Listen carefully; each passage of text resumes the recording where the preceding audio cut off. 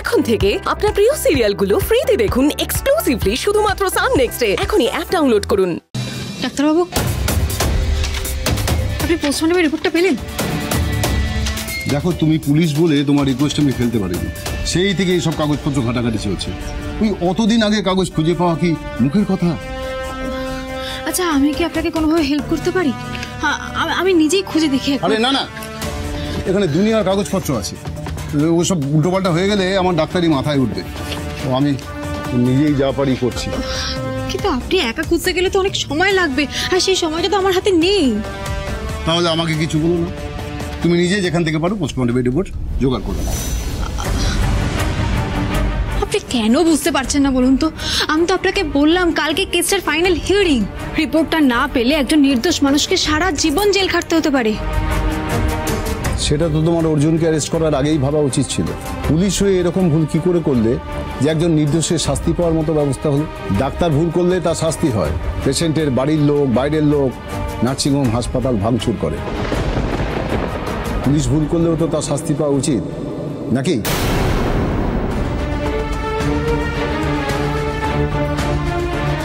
আমি কম শাস্তি পাচ্ছি না ডাক্তারবাবু, যদিও সেটা আমি আপনাকে বোঝাতে পারবো না। এখন আমি নিজেই বুঝতে পারছি না আমি ঠিক করছি না ভুল। ডাক্তারবাবু, তা একবার খুঁজে দেখুন না, কাল সকাল অবধি হাতে সময় আছে। ওই একই কথা বলতে হচ্ছে। চেষ্টা করছি, কিন্তু কথা দিতে পারছি না। বুঝছি, না পেলে আমায় দোষ দিও না।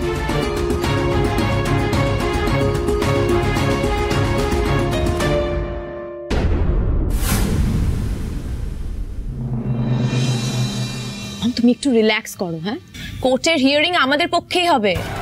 আর মুনিয়াকে কিডন্যাপ করার পরে তো আমরা ব্যাটসম্যানের হাত থেকে ব্যাটটাই কেড়ে নিয়েছি। অর্জুন এখন মুখ বন্ধ রাখতে বাধ্য, চাইলেও ব্যাটে বলে লাগাতে পারবে না, একদম আউট হয়ে যাবে।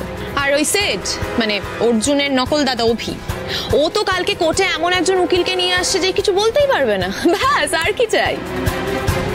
It's my cup of tea mom, sorry coffee.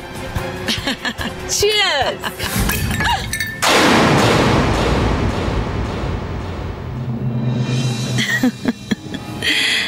দেখলি তো নন্দিনী, সব সময় এতটা নিশ্চিত হওয়া ঠিক নয়।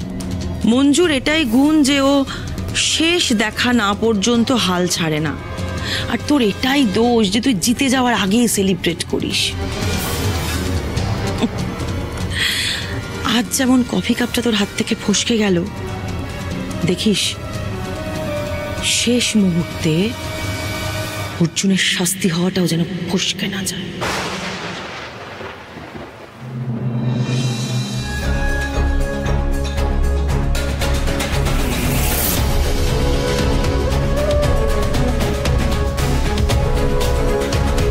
অর্জুন, তাড়াতাড়ি শোনো, বড়বাবু আসার আগে আমি তোমাকে সব খবর দিয়ে দিচ্ছি। ডাক্তারের কাছ থেকে এখনো পোস্টমর্টমের রিপোর্ট পাইনি। আর মন্দিরের পাশের বস্তিতে আমরা একটা বাড়ির উপর নজর রাখছি। আশা করছি মুনিয়ার খোঁজ খুব তাড়াতাড়ি পেয়ে যাব। রানী ওখানেই আছে। কি বলছিস? মানে তোর ওখানে কি কথা বলেছিস? একটা বাড়িতে দুজন কেয়ারটেকার আছে। হ্যাঁ, ওরা মুখে বড্ড বেশি মিষ্টি, তাই ওদের উপর সন্দেহটাও আমাদের খুব বেশি। মঞ্জু, যা করার তাড়াতাড়ি কর, হাতে বেশি সময় নেই। দেখ, আমি আমার স্বার্থে এত কিছু করছি না, যা করছি মুনিয়ার জন্য করছি। তুই খুব ভালো করে জানিস আমি মুনিয়াকে কতটা ভালোবাসি। আমি জানি। দেখ মঞ্জু, কালকে কোর্টে ওঠার আগে তুই যদি মুনিয়াকে খুঁজে না পাস, তাহলে সবার সামনে কোর্টে আমায় স্বীকার করে নিতে হবে যে আমি তোর বাবাকে খুন করেছিলাম। এই মিথ্যেটা আমায় স্বীকার করতে হবে মঞ্জু, আমার কাছে আর কোনো উপায় থাকবে না। আমি জানি তুই হয়তো এখন আমাকে বিশ্বাস করছিস না, ঠিক আছে, তোকে আমায় বিশ্বাস করতে হবে না মঞ্জু, কিন্তু আমি জানি তোর বাবাকে আমি গুলি করিনি। ওই ভিডিওটা মিথ্যে। আজকে বড়বাবু যখন ওই ভিডিও রিপোর্টটা নিয়ে এসেছিল, ওনার সাথে উনি মিডিয়াও নিয়ে এসেছিল। আমি শিওর বড়বাবু এই চক্রান্তে কোনোভাবে জড়িত।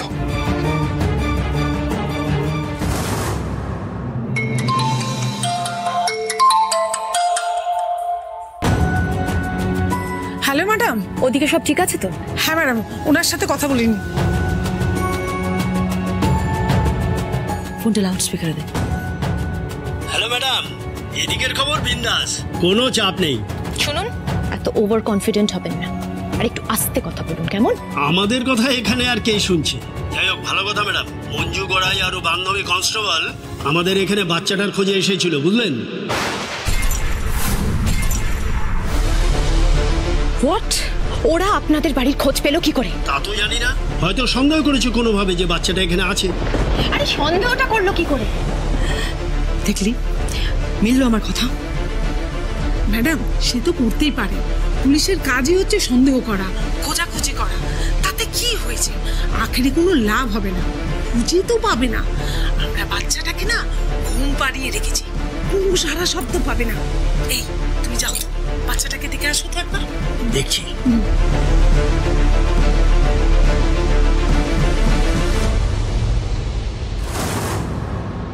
শোন নন্দিনী, মুনিয়াকে ওখানে রাখাটা রিস্কের ব্যাপার হয়ে যাবে। মঞ্জুর একবার যখন ওখানে গেছে তখন আবারও যেতে পারে। মুনিয়াকে যেভাবেই হোক ওখান থেকে তাড়াতাড়ি সরাতে হবে। এখনো ঘুমাচ্ছে। মঞ্জুর আশায় ওদের সাথে আমরা এমন নাটক করেছি না ম্যাডাম, যে কি বলবো আপনাকে। ওরা তো হাসতে হাসতে আমাদের কথায় বিশ্বাস। সেকেন্ড, আমি এক্ষুনি গাড়ি পাঠাচ্ছি, আপনারা সাবধানে মুনিয়াকে গাড়িতে তুলে দেবেন। কেন ম্যাডাম? ও তো আমাদের কাছে থাকবেন, আমি কোনো রিস্ক নিতে চাই না। আপনি বেকার বেকার ভয় পাচ্ছেন ম্যাডাম। আমাদের ঘরের থেকে সেভ হোম বাচ্চাটা আর হতে পারে না।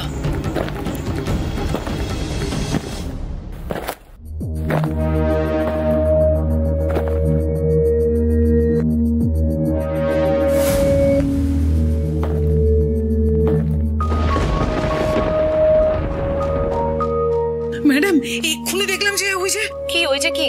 ওই মঞ্জুর সাথে ওর যে বান্ধবী কনস্টেবল ছিল না, ও আমাদের বাড়ির একটু দূরে দাঁড়িয়ে রয়েছে, আমাদের বাড়ির উপর নজর রাখছে ম্যাডাম।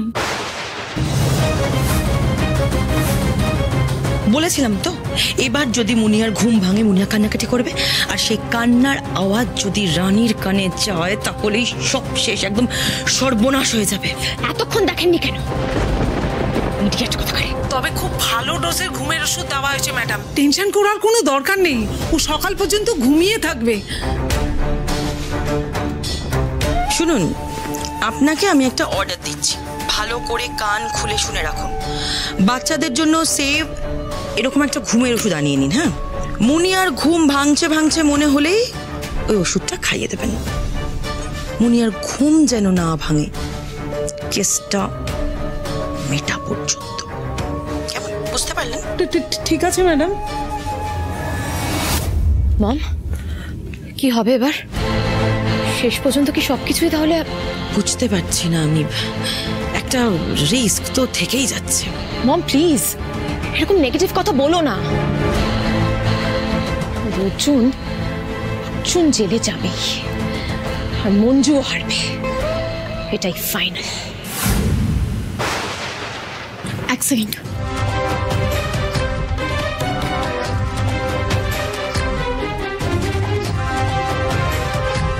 হ্যালো শুভ, আমি তোমাকে একটা ভিডিও পাঠাচ্ছি, সেটা আসল না বানানো আমাকে জানাবে। আমি এক্ষুনি পাঠাচ্ছি, পারবে তো?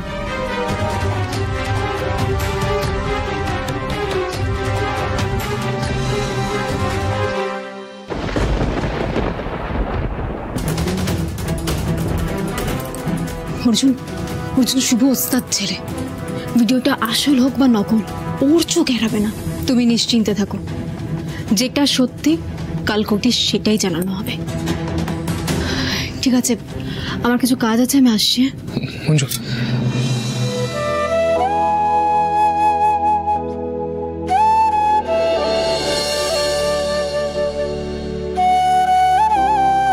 মঞ্জু, একটা কথা বলবো তোকে।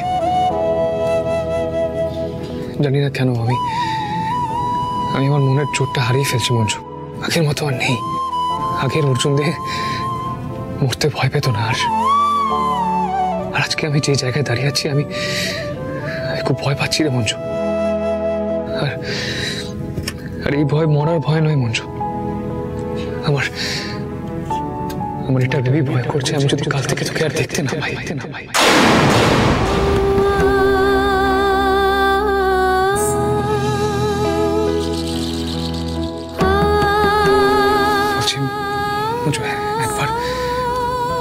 একবার হাত দুটো ধরতে দে না আমায়। মঞ্জু, তুই যদি আমায় কোনোদিনও বিশ্বাস করে থাকিস, একটুও বিশ্বাস করে থাকিস, তাহলে সে বিশ্বাস থেকে আমায় একবার তোর হাতটা ধরতে দে প্লিজ।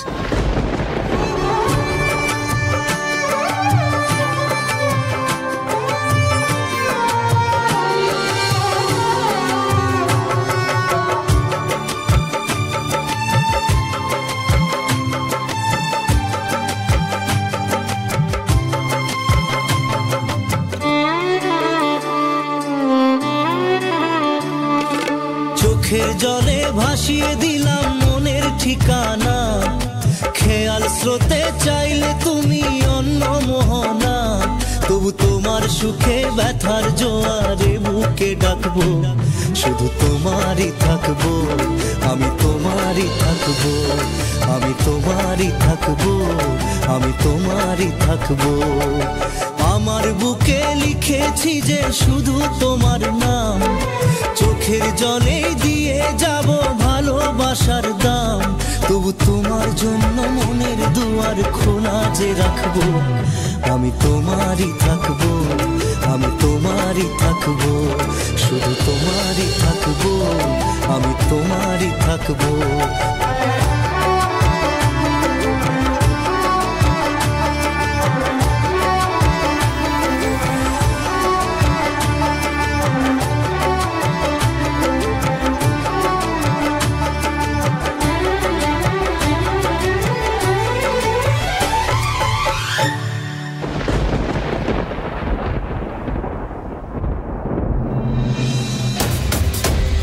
কিরে, সন্দেহজনক কিছু চোখে পড়লো? না রে, বাড়িতে তো কেউই আসেনি এখনো, আর বাড়ি থেকেও ওরা দুজনে কেউই বেরোয়নি। মুনিয়ার চিৎকার বা কান্নাকাটির আওয়াজ? কোনো আওয়াজই পাইনি। আওয়াজ বলতে শুধু ওই রান্নার টুকটাক একটু আওয়াজ পেয়েছি।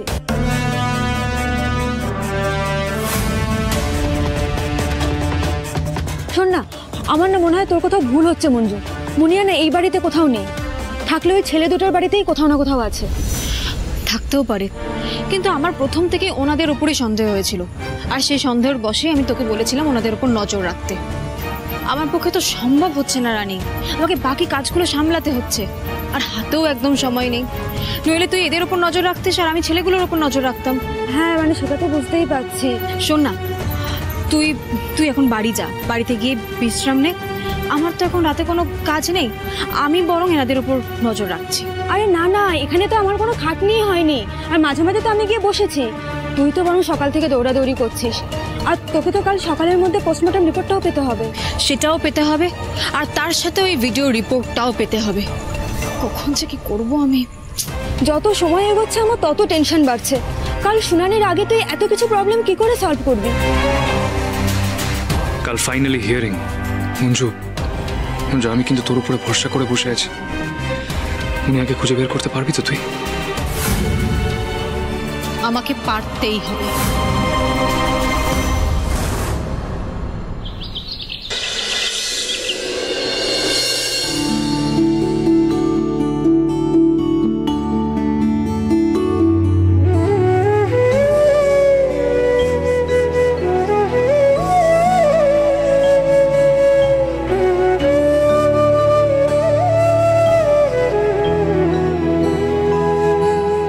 আজকে দিনটার জন্যই আমি অপেক্ষায় ছিলাম ঠাকুর।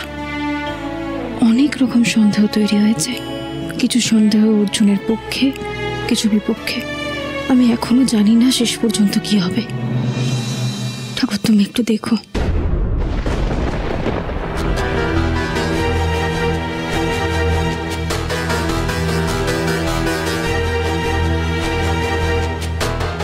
মঞ্জু কি মুনিয়াকে খুঁজে পেল? নইলে তো আজ কোর্টে সবার সামনে মিথ্যে দোষটা আমার স্বীকার করে নিতে হবে। সে ঠিক আছে, ঠিক আছে, দরকার হলে আমি মিথ্যে দোষটা স্বীকার করে নেব, কিন্তু তার মধ্যে মুনিয়াকে খুঁজে না পাওয়া গেলে যেভাবে হোক আমি কোর্ট থেকে পালাবো। তারপর মুনিয়াকে খুঁজে বের করে বাড়ি ফিরিয়ে দেবো। তাতে আমার শাস্তি যদি আরো বাড়ে তাহলে পারবে। অর্জুন কি সত্যিই আমার বাবাকে খুন করেছিল, নাকি আমি ভুল করেছি, ভুল বুঝেছি? আর মুনিয়া কোথায়? ওকে ফিরে পেতেই হবে। মুনিয়ার যেন কোনো ক্ষতি না হয় ঠাকুর।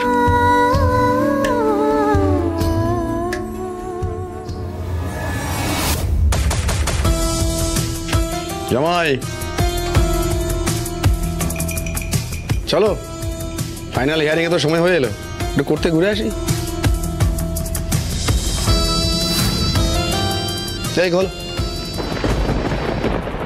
শেষ বলে যেন কিছু নেই, আছে অবশেষ। এ দেশেরও শেষে ঠিকই শুরু হবে কোনো দেশ। ভেঙে যাওয়া মনে খড়কুটো গনে যে পাখি, বাসা ছেড়ে তাকে উড়ে যেতে হয় একাকী। এ পথে কোনো ঋণ নেই, ফেলে আসা দিন নেই, শুরুতেই ফিরে এসো তুমিও। ছেড়ে যাওয়া হাত নেই, ভাষানের রাত নেই, মাঝে অবসর পেলে ঘুমিও।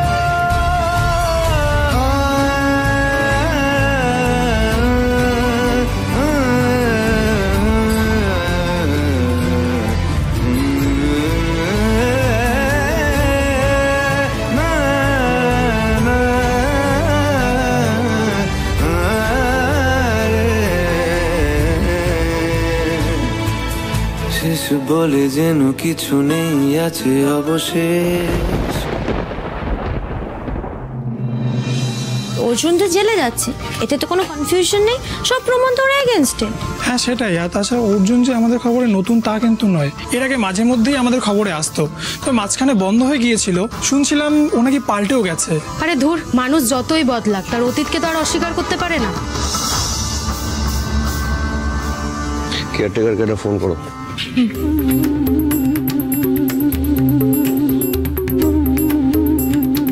হ্যাঁ ম্যাডাম। কি আপডেট?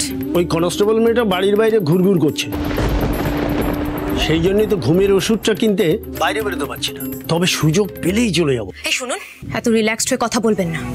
এখন যদি হঠাৎ মুনিয়ার ঘুম ভেঙে যায়, ঘুম থেকে উঠে চিৎকার চেঁচামেচি কান্নাকাটি করে, তখন আটকাবেন কি করে? একেই তো মুনিয়াকে ঘুমের ওষুধ খাইয়ে কোনো রকমে ফেলে রাখা হয়েছে, এরপর ওই মুখ বাঁধাবাঁধি করতে গিয়ে যদি কিছু একটা হয়ে যায়, তখন তো আরেক বিপদ হবে। কি আর হবে, বড় জোর মরে যাবে, তাতে কি আর এলো গেল। নির্বোধের মতো কথা বলবেন না, এজেড লোক হলে অত ভাবতাম না। একটা বাচ্চাকে কি হুট করে মেরে ফেলা যায় নাকি? কিন্তু ম্যাডাম। আরে আপনি এত কথা বলছেন কেন? হ্যাঁ ফোনটা দাও। এই যে শুনুন, আমাদের বলার কাজ আর আপনার হচ্ছে শোনার আর করার কাজ। শুনুন, এই কেসটা মিটলে যদি মুনিয়াকে সরাতে না পারেন, তাহলে মঞ্জুর কাছে সারেন্ডার করবেন আর বলবেন যে নিত্য হালদারের লোকেরাই মুনিয়াকে আপনাদের বাড়িতে গ্যাটিস করে দিয়েছিল। ঠিক আছে? যা করেছেন আপনি কার কথায় করেছেন? নিত্য হালদারের কথায়। মাথায় থাকবে? ঠিক আছে স্যার। ঠিকই যেন থাকে।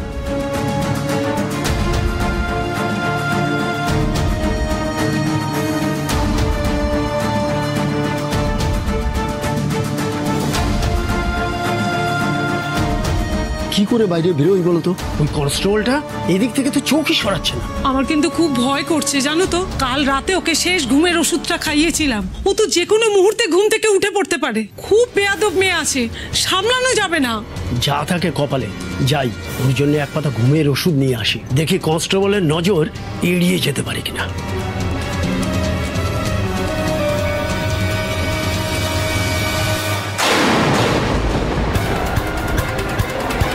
অর্জুন দে, আপনার কি মনে হচ্ছে আজকের কেসটা হ্যান্ডেল করতে পারবেন আপনি? আর করলেও কিভাবে করবেন? ঠিক আছে, এটা আপনারা অনেক সময় পাবেন, আগে শুনানির হতে দিন। এখন শুনুন।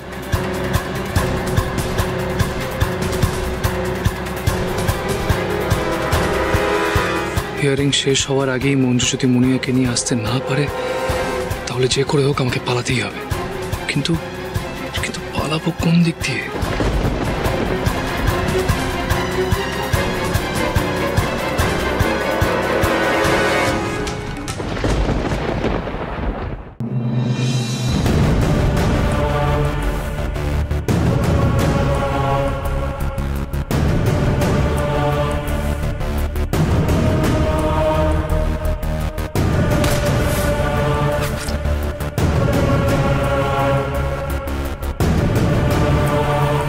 কিছু বোঝা গেল?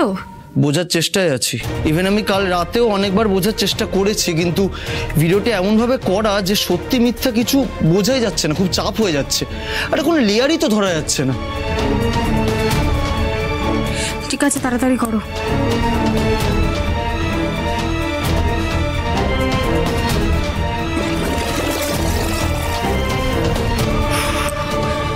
ডাক্তার ফোন ধরছে না কেন?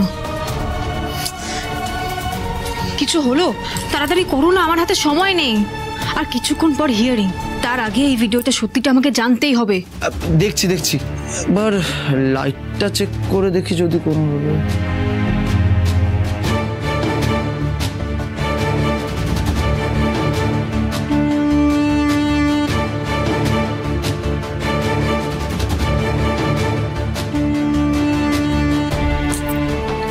এই রে কি হলো? আমার এক্সপার্ট চোখ এতক্ষণ জিনিসটা ধরতে পারেনি। এই দেখো, যেখানে অর্জুন গুলিটা চালাচ্ছে সেখানের লাইটটা এই রকম, আর এখানে যেখানে তোমার বাবা গুলিটা খাচ্ছেন সেখানের লাইটটা হচ্ছে অন্যরকম।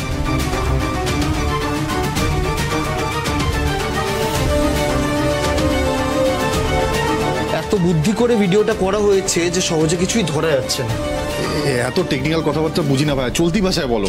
আরে আমি বলতে চাইছি যে এই দুটো ভিডিও একই দিনে একই জায়গায় রেকর্ড করা নয়, দুটো ভিডিও আলাদাভাবে করা হয়েছে, আর তারপর এত ভালোভাবে এডিট করা হয়েছে যে কিছুই বোঝা যাচ্ছে না।